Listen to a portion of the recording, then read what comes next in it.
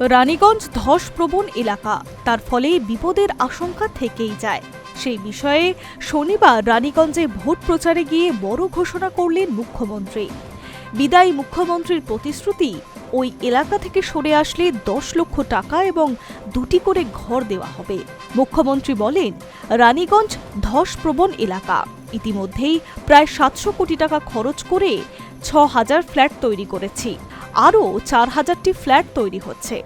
আমি মা ভাই বোনেদের কাছে অনুরোধ করব, মনে রাখবেন মানুষের জীবন সবচেয়ে বেশি দামি। একটা নয়, 2টো করে ফ্ল্যাট সরকার আপনাদের দেবে যদি আপনারা শিফট করেন।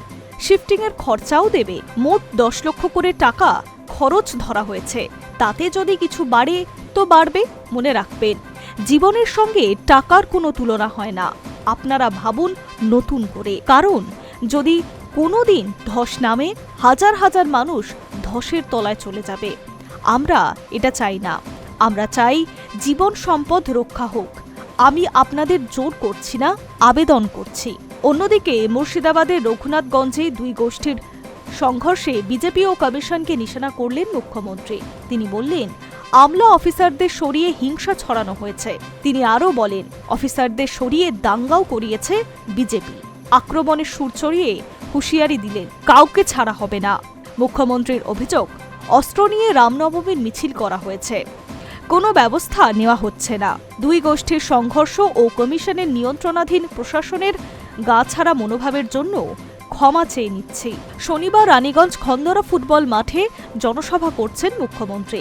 সেখানেই শুক্রবার রঘুনাথগঞ্জের সংঘর্ষ নিয়ে মুখ খুলেছিলেন তৃণমূল সুপ্রিমো। হিংসা নিয়ে মুখ্যমন্ত্রী বারবার অভিযোগ করেছেন এবং বলেছেন, অফিসারদের সরিয়ে দাঙ্গা করানো হচ্ছে। কে এই অধিকার দিয়েছে দাঙ্গা বাঁধানোর? টাকা ঢোকানো হচ্ছে, কাউকে ছাড়া হবে না। সভা শেষে তিনি বলেন, আমি আশা করছি যারা আছেন তারা নিরপেক্ষ হয়ে কাজ করবেন। এলাকার শান্তি শৃঙ্খলা বজায় রাখতে হবে। নির্বাচন ঘোষণার পর কমিশন শীর্ষ স্তর থেকে জেলা প্রশাসনের এসপি ও ডিএম স্তরে একাধিক রদবদল করা হয়েছে। সেই সময় মতো মুখ্যমন্ত্রী প্রশ্ন তুলেছিলেন, অফিসারদের সরিয়ে দেওয়া হচ্ছে, আইন শৃঙ্খলা ব্যবস্থা ভেঙে পড়বে।